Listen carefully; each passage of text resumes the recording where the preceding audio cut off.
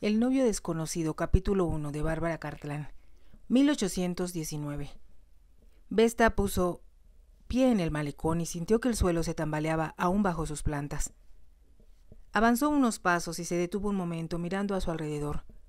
Había esperado que Katona fuera un bello lugar, pero no supuso, ni por un instante, que se tratara de un sitio tan hermoso como para quitarle a uno la respiración. La pequeña bahía, con sus casas de madera y sus techos de losetas rojas, era muy pintoresca. Más allá, borrosos en la lejanía, se divisaban el verde oscuro de los olivares y las montañas de espesos bosques y, en siluetas apenas dibujadas, contra el cielo intensamente azul, las cumbres nevadas de una cordillera. Por todas partes se veían flores, flores en las jardineras de las casitas, flores en la parte inferior de las laderas de las montañas, en los barrancos, bajo los olivos y, al contemplar aquellos mantos de brillantes colores, Vesta se quedó casi sin aliento. «Mi nueva patria», murmuró para sí. Brillaron los ojos azules en la pequeña cara de forma de corazón, mientras miraba acercarse a ella por el malecón a un hombre que vestía el uniforme de suboficial de marina. Él, saludándola marcialmente, le dijo: «Le he pagado a 10 hombres para que lleven su equipaje a la posada, milady. ¿Me permitiría acompañarla?» «No, gracias, señor Burns», contestó Vesta. «Sé que al capitán le está costando mucho trabajo mantener estable el barco en este mar tan agitado. Estará ansioso de verlo regresar a usted lo más pronto posible. Pero, milady, alguien debió venir a recibirla. Supongo que estarán esperándome en la posada. Después de todo, no podían saber la hora exacta de nuestra llegada y creo que ni siquiera el día». «Desde luego que no, milady, y aún deben dar gracias de que, al menos, hayamos llegado con bien». El suboficial sonrió al hablar y Vesta correspondió con otra sonrisa. «Fue un viaje bastante difícil, en ocasiones», comentó ella, «pero ya estamos aquí. Por fortuna, tendría la bondad de hacer llegar a toda la tripulación mi agradecimiento. Lo haré con gusto, milady. Ha sido un privilegio y un honor tenerla a usted a bordo». «Gracias, señor Burns». Vesta le extendió la mano y ella le dijo, estrechándosela: «Me agradaría, milady, en nombre propio y en el de todos los miembros de la tripulación, expresarle nuestros deseos de que sea usted muy feliz en el futuro». «Gracias, señor Burns», dijo Vesta de nuevo. Él se llevó la mano a la gorra, despidiéndose, y se alejó con paso marcial hacia el remolcador que había transportado a Lady Vesta, Cressington Font, desde el barco, junto a su equipaje. El bote era maniobrado por 8 marineros ingleses, y Vesta tuvo que reprimir el impulso de agitar la mano en señal de despedida, considerando que aquel habría sido un gesto demasiado familiar. Volviéndose, siguió lentamente a los hombres que llevaban sus baúles a la espalda. Consternada, observó que algunos de ellos eran tan viejos que se doblaban bajo el peso de la carga. Era extraño, pensó, que los elegantes y vaporosos vestidos que integraran su trousseau pesaran tanto. Pero no estaba particularmente interesada en sus baúles en esos momentos, sino en la gente que veía de pie frente a sus casas o trabajando alrededor de la bahía. Sabía que su propio destino estaba ahora ligado a ellos. Los hombres eran morenos y de constitución robusta, con facciones fuertes y bien definidas. Las mujeres, regordetas, de amplio busto y, sin lugar a dudas, muy atractivas. Sus rostros sonreían, y todos tenían la tez tostada por el sol, de un suave tono dorado. Los niños, de brillantes e inquisitivos ojos negros, iban tocados con gorras de color rojo y grandes borlas, que constituían parte del traje típico nacional. «Es un país hermoso, con gente encantadora», pensó Vesta. Recordó entonces que, cuando su padre mencionó a Katona por primera vez, ella lo había mirado sorprendida. «¿Katona?», le había preguntado. «¿Sabes dónde está?», inquirió a su vez el duque de Salford. Vesta titubeó un momento. «¿En el Mediterráneo?», había dicho, vacilante, lanzando a continuación un pequeño grito. «Pero qué tonta soy. Por supuesto que lo sé. Se encuentra entre Albania y Grecia, y es independiente del Imperio Otomano que gobiernan los turcos». «Así es», aprobó el duque. «Me alegra que seas tan instruida. Debo confesar que no sé mucho acerca de ese país», había admitido Vesta. Pero creo estar en lo cierto al decir que no fue afectado por la guerra. Tienes razón, Napoleón Bonaparte no conquistó Katona, por lo que ésta escapó de la devastación que afectó a la mayor parte de Europa. Y no sufrió la pérdida de hombres que soportaron los demás países. Había dicho aquello con cierta amargura, que no pasó desapercibido a Vesta. Cualquiera referencia a la guerra hacía que su padre recordara con intenso dolor que había perdido a su único hijo varón en Waterloo. Vesta se dio cuenta de que, frente a ella, los cargadores del equipaje entraban al patio de una pequeña posada. Lo siguió y un hombre, obviamente el posadero, apareció en la puerta, y se inclinó casi hasta tocar el suelo cuando ella llegó a su lado. En aquel momento, Vesta se decidió a hacer uso de sus conocimientos del idioma del país, que había estudiado arduamente durante el largo viaje desde Inglaterra. «¿Me estaban esperando?», preguntó con gentileza, esperando que el hombre la comprendiera. «Sí, milady. Ha llegado alguien en mi busca». Él sacudió varias veces la cabeza y se enfrascó en una larga explicación, de la cual ella comprendió apenas una palabra de cada 10, aunque pudo sacar en claro que no había nadie ahí esperándola. Sin embargo, el posadero no solo parecía haber sido advertido de su llegada, sino de la de importantes personajes que acudirían a darle la bienvenida. Sin dejar de hablar, el hombre condujo a Vesta a lo largo de un angosto pasillo, hacia un saloncito privado, un recinto muy agradable. Tenía ventanales que daban por un lado al malecón y por el otro a un pequeño jardín lleno de flores de brillantes colores. Y Vesta pudo contemplar, por primera vez, un árbol de naranjo repleto de la dorada fruta. En aquel momento apareció una robusta mujer de edad madura, la posadera, sin duda alguna, quien, después de hacerle a Vesta una cortés reverencia, se dispuso a conducirla a los altos. Vesta penetró en un dormitorio y pensó que allí podría lavarse y cambiarse de ropa si así lo deseaba. Pero, como acababa de bajar del barco, se limitó a quitarse la pesada capa que llevó en el bote y la depositó sobre la cama. Luego, se dispuso a descender de nuevo por la angosta escalera de madera para dirigirse al salón.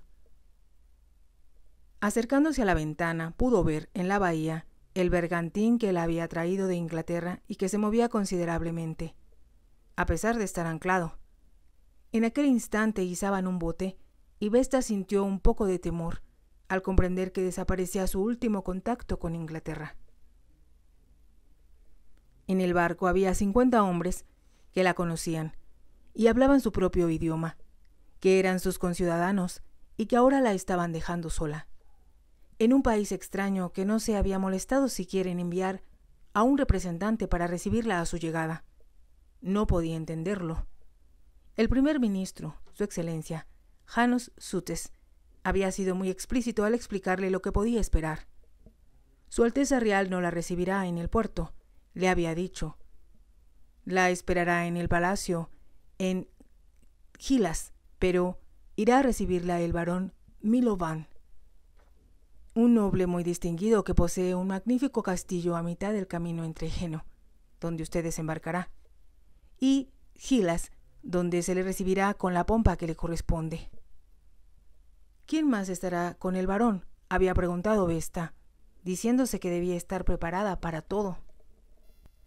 El primer ministro había comprendido su inquietud y le explicó con lujo de detalles todas las cuestiones de linaje, hablándole de la personalidad de aquellos a quienes encontraría al principio en su nuevo país.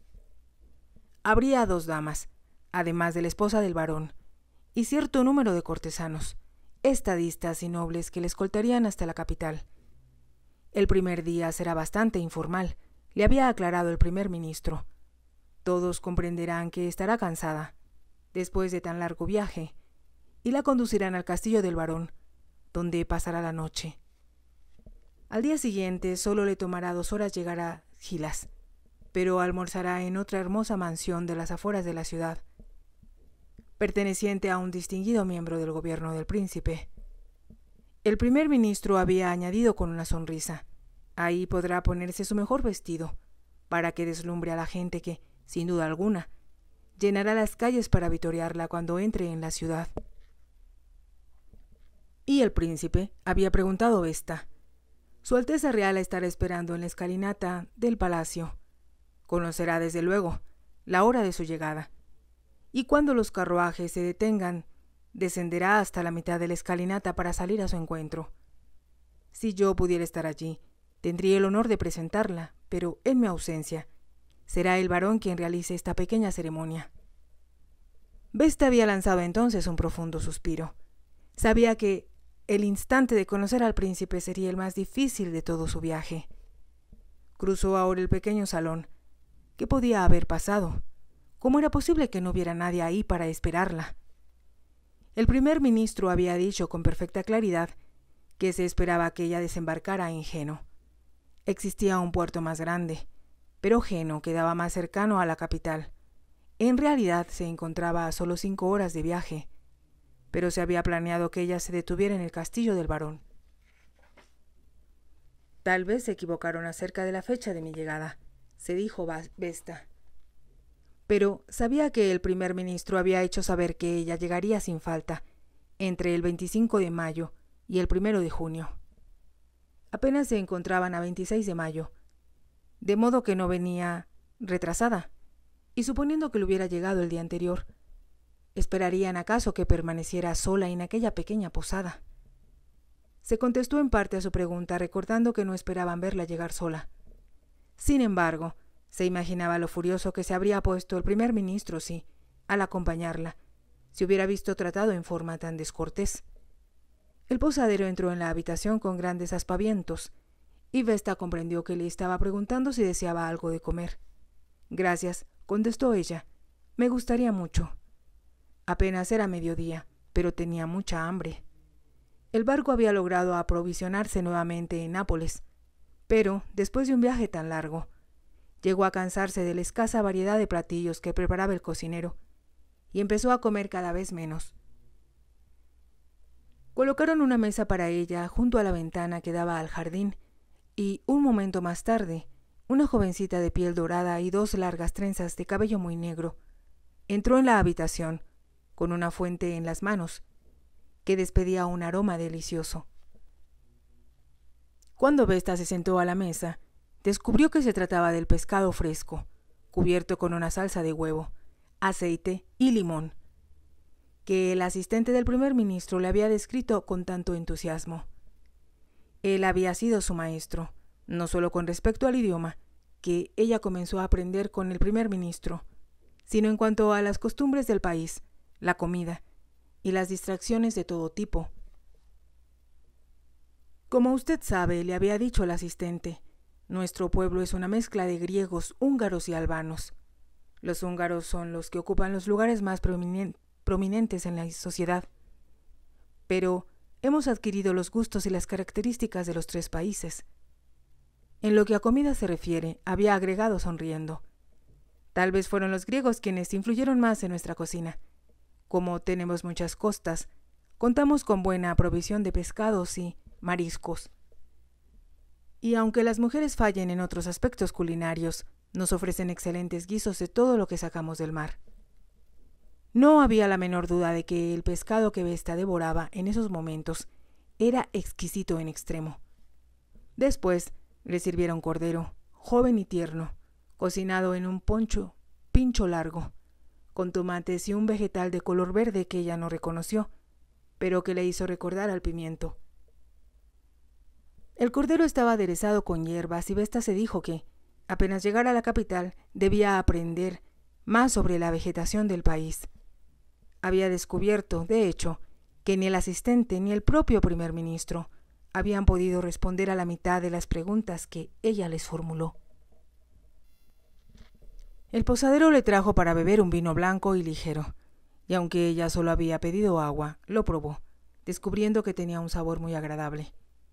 Hubiera querido preguntar si era de fabricación local, pero le resultaba imposible por lo limitado de su vocabulario. No solo le costaba mucho trabajo entender lo que le decía el posadero, pues tenía un acento distinto al del primer ministro y su asistente, sino que apenas lograba hacerse comprender a medias por él. Cuando terminó de almorzar, se percató de que debía ser cerca de la 1. Los habitantes del pequeño puerto dormirían la siesta en breve, sin duda. Al asomarse a la ventana, vio a varios ancianos que se habían instalado en sus sillas o en los escalones de las puertas y empezaban a cabecear con los ojos cerrados para protegerse de los brillantes reflejos del sol. ¿Qué haré?, se preguntó de pronto. Si a nadie se le ocurre venir a buscarme nunca. Aquel pensamiento la llenaba de temor. Se habrían olvidado de ella. La dejarían sentada allí día tras día, mes tras mes. ¿Y qué haría cuando se le acabara el dinero y no tuviera para pagar siquiera su comida? Era posible que tuviera que trabajar para subsistir, pero ¿qué podría hacer? Trabajar en los olivares, ayudar en la posada. Se obligó a una pequeña sacudida mental. Aquel era el tipo de ensueño por el que su madre solía reprenderla con frecuencia.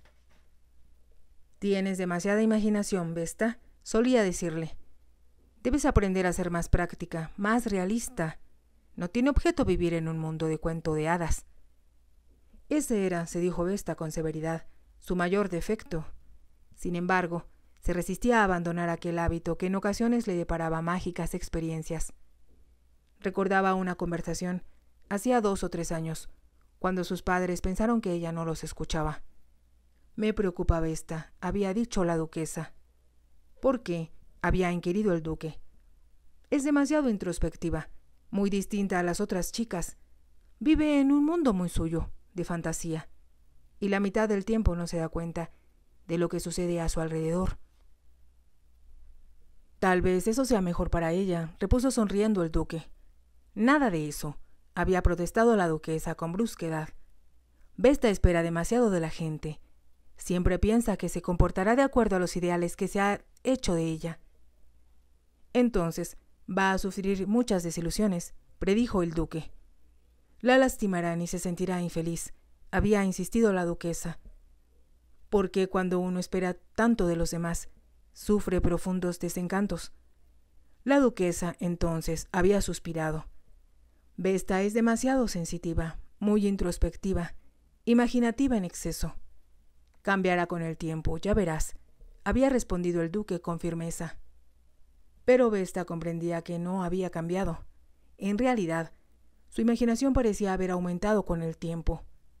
No obstante, al salir de Inglaterra se propuso comportarse con mucha circunspección y sensatez, sin sorprenderse por nada, a pesar de lo extraño o inexplicable que pudiera parecerle. «No debo esperar demasiado de nadie», se repetía, comprendiendo que pensaba en una persona en particular. Cruzó el salón inquieta, llena aún de temor. Debía dar una vuelta por el malecón o quedarse allí, esperando a que alguien llegara a buscarla. Para calmar su ansiedad se obligó a sentarse en un sillón. No había fuego en la gran chimenea, que debía albergar sin duda un gran leño encendido en el invierno. Ello producía una extraña sensación de vacío, y Vesta no pudo evitar sentirse deprimida. Entonces escuchó voces afuera, en el pasillo.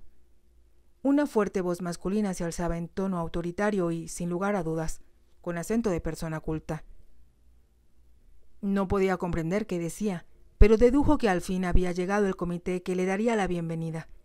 Instintivamente se puso rígida y se sentó más erguida en la silla. La duquesa le había dicho al partir: «Recuerda siempre ser digna, Vesta. Tienes suficientes motivos para sentirte orgullosa de tu origen y de la importancia de tu padre. Y sobre todo, eres inglesa. Mantén la cabeza en alto y recuerda, pase lo que pase, no debes demostrar tus emociones». «Lo tendré en cuenta», había respondido Vesta con humildad. Ahora, en el momento en que se abría la puerta y un hombre entraba en la habitación, trató de que su rostro se viera inexpresivo, pero, a pesar de sus buenos propósitos, no pudo evitar mostrarse sorprendida al reparar en la apariencia del caballero. Tenía espeso cabello negro y una esbelta figura de anchos hombros y angostas caderas, y, al mirarlo con detenimiento, Vesta se dijo que jamás había visto a ningún hombre con un rostro tan impresionante.